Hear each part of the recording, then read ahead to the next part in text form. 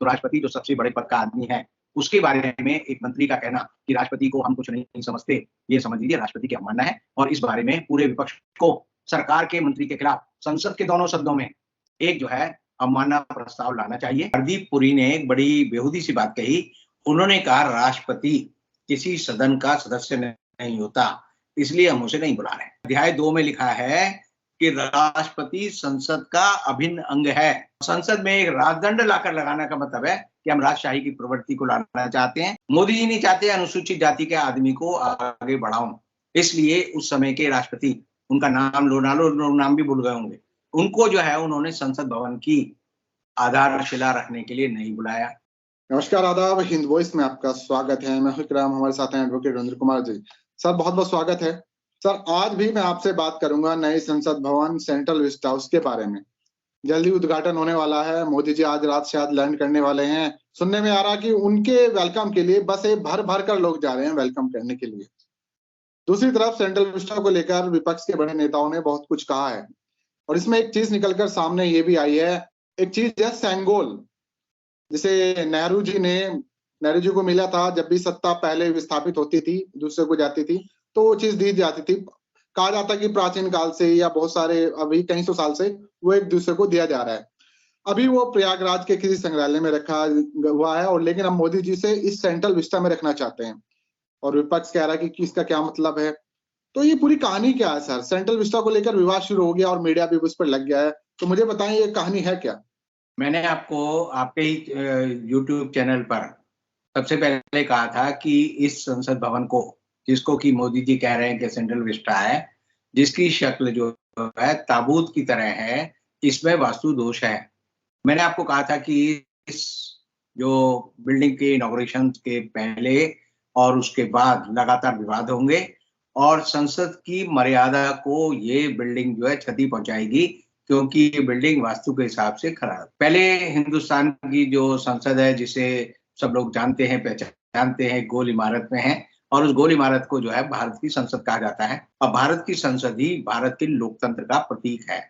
जिस तरह आप ब्रिटेन की संसद या वहाँ की लोकतंत्र की जो संस्थाएं हैं, उनका प्रतीक किसे मानते हैं? वेस्टमिनिस्टर को मानते हैं, क्योंकि हमारे यहाँ वेस्टमिनिस्टर सिस्टम ऑफ डेमोक्रेसी है और वेस्टमिनिस्टर सिस्टम ऑफ पार्लियामेंट है, एग्जीक्यूटिव है और हमारी कार्यपालिका उसी हिसाब से चलती है। अब सवाल ये है कि आपने कहा कि मोदी जी आ रहे हैं तो लोग उन्हें बस भर के जा रहे हैं, उनको लेने जाएंगे। तो ये एक पुराना मोदी जी का फंडा है कि भीड़ जुटाकर वो दिखाना चाहते हैं कि मैं बड़ा लोकप्रिय हूँ और ये भारतीय जनता पार्टी उसको पालन करती है। अब जो बात है वो ये है कि इस पार्लियामेंट की बिल्डिंग का जो उद्घाटन हो रहा है उसको लेकर विवाद खड़ा हो गया। विवाद यह है कि वो पार्लियामेंट क्या है। पार्लियामेंट के बारे में अगर आप समझेंगे तो संसद ने खुद एक किताब निकाली हुई है जिसका नाम है पार्लियामेंट की संसद की प्रक्रिया और ये किस तरह काम करती है और इसकी पद्धति क्या है, ये संसद ने निकाली है। और ये संसद की किताब है, छोटी किताब नहीं है। ये किताब आप देखेंगे तो इतनी वॉल्यूमिनस है, इतनी बड़ी किताब है।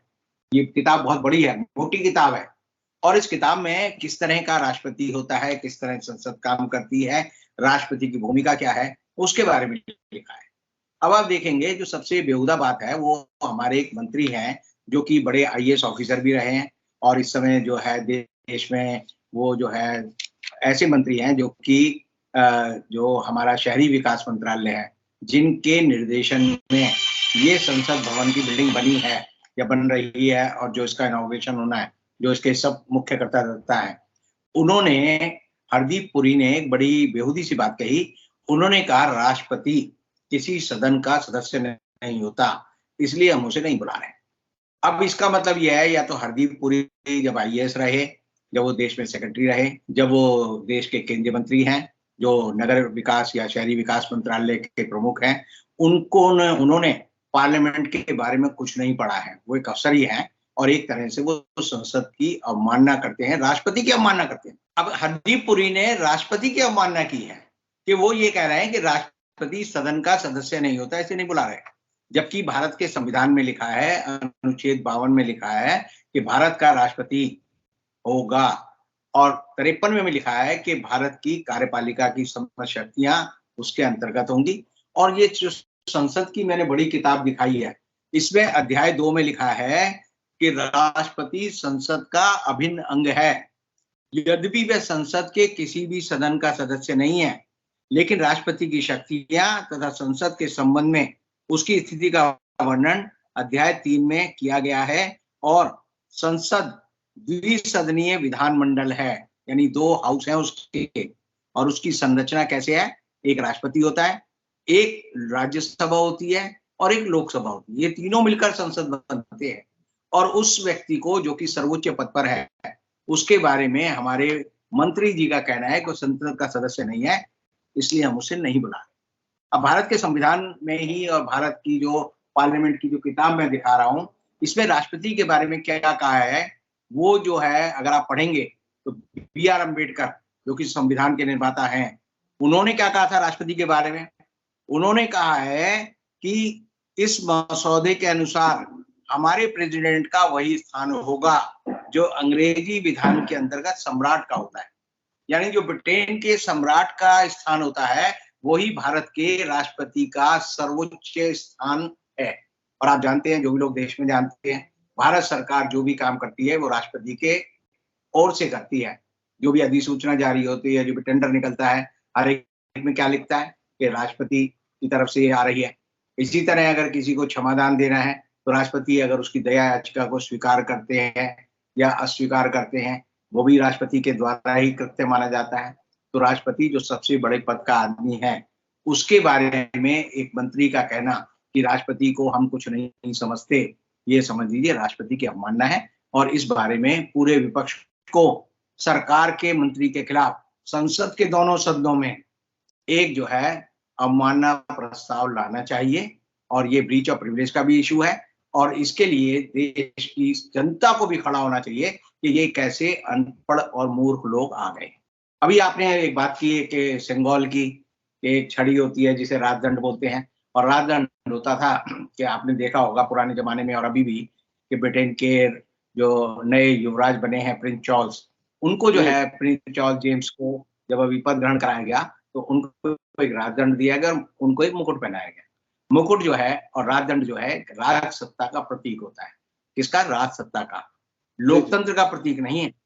जब 1947 में देश आजाद हुआ तो लॉर्ड माउंटबेटन जो कि उस समय हिंदुस्तान के आखिरी वाइसराय थे, उन्होंने कहा कि हम एक प्रतीक रूप से, प्रतीक होते हैं स्थानांतरण के, चीजों के बदलने के, तो उन्होंने कहा प्रतीक रूप में हम आपको राजदंड देना चाहते हैं ताकि ये लगे कि सत्ता का स्थानांतरण हो गया है।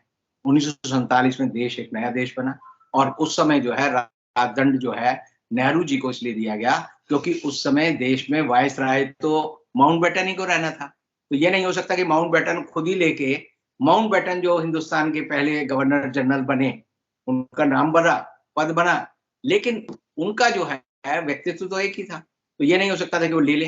तो नेहरू उस समय चूंकि हिंदुस्तान की सरकार के एक प्रतिनिधि थे, तो माउंटबेटन ने वो राजदंड जिसे सेंगोल कह रहे हैं वो नेहरू को दिया। वो सोने का राजदंड था और नेहरू ने उसे ग्रहण किया। ये एक प्रतीक था कि हमारे यहाँ देश में शासन बदल गया है। ब्रिटेन की सरकार ने, ब्रिटेन की जो उस समय की महारानी थी, उसने अपना राजदंड हिंदुस्तान के प्रधानमंत्री होने वाले जो थे नेहरू को दिया, और नेहरू ने उसके बाद जो है शपथ ली और देश जो है आजाद देश बना। अब इस राजदंड को दोबारा 75 साल बाद दोबारा उठाकर ला रहे हैं और ये लाकर बता रहे हैं कि ये लोकतंत्र का प्रतीक है। तो मैंने पहले अभी आपको कहा कि लोकतंत्र का प्रतीक देश की संसद है, देश की संसद की इमारत है, देश की संसद लोकतंत्र का प्रतीक है। राजदंड का प्रतीक जो है वो राजशाही का प्रतीक था, और अगर उस राजतंत्र को, राजशाही के उस प्रतीक को कहीं रखना है तो उसकी जगह भी राष्ट्रपति भवन है, वो राष्ट्रपति भवन जाना चाहिए और राष्ट्रपति भवन जाकर उसकी स्थापना की जानी चाहिए, क्योंकि वही राष्ट्रपति भवन में दिया गया था। तो उसकी जगह जो है संसद में नहीं हो सकती, उसे संसद में नहीं रखना चाहिए। ये देश की संसद में जनता को भरमाने की कोशिश है कि ये हम इसे लोकसभा में, लोकसभा के स्पीकर के बगल में खड़ा करेंगे। तो ये बताता है कि एक तरह से मूर्ख मंडली जो है देश पर राज कर रही है और उन्हें कुछ नहीं पता कि देश की मान्यताएं क्या होती हैं, संविधान की मान्यताएं क्या होती है, लोकतंत्र का मतलब क्या होता है।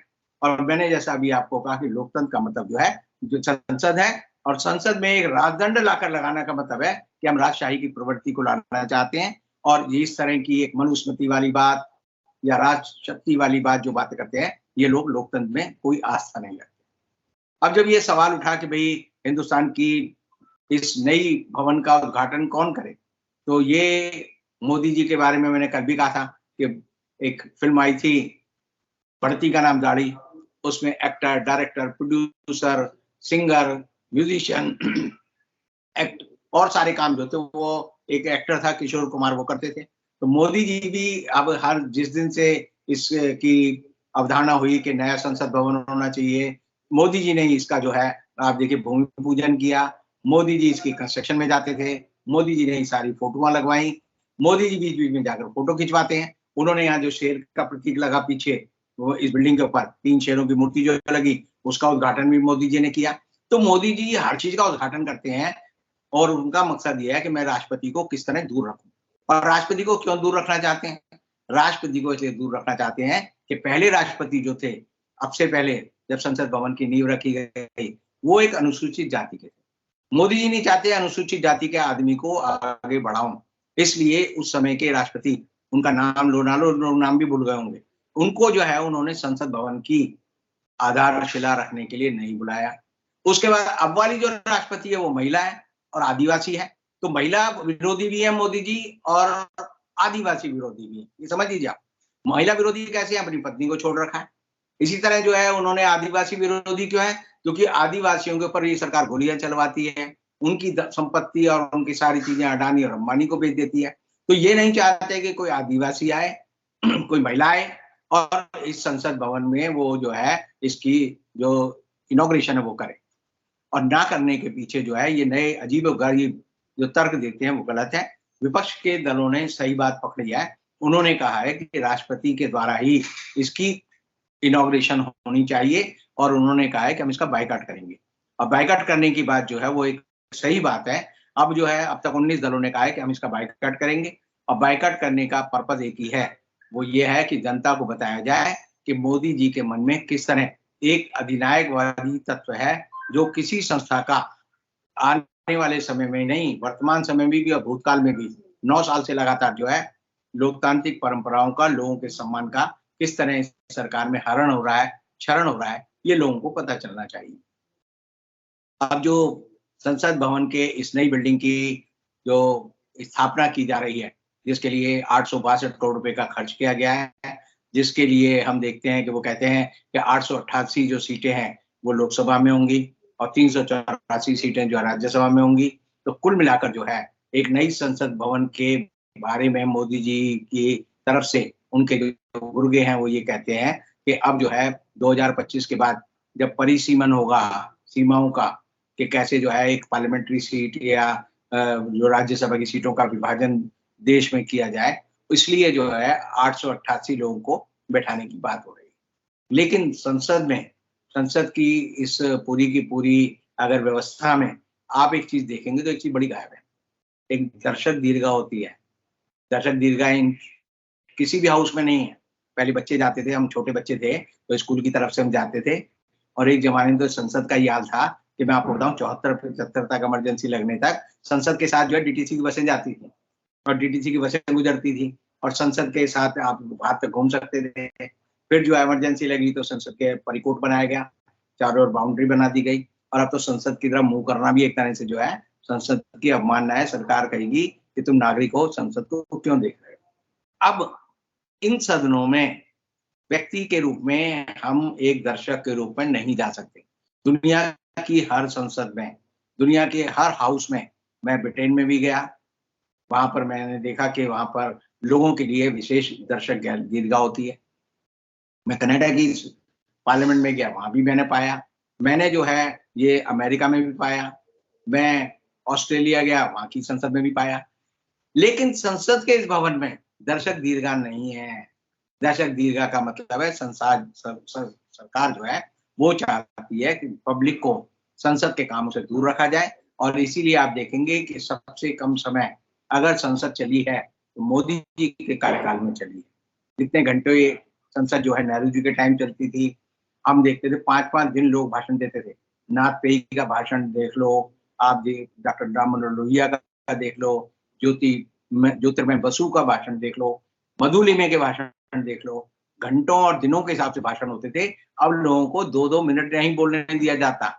स्पीकर का काम जो है मास्टर की तरह हो गया, चुप, बोलना नहीं है, बंद करो, नहीं बोलना, बैठ जाओ।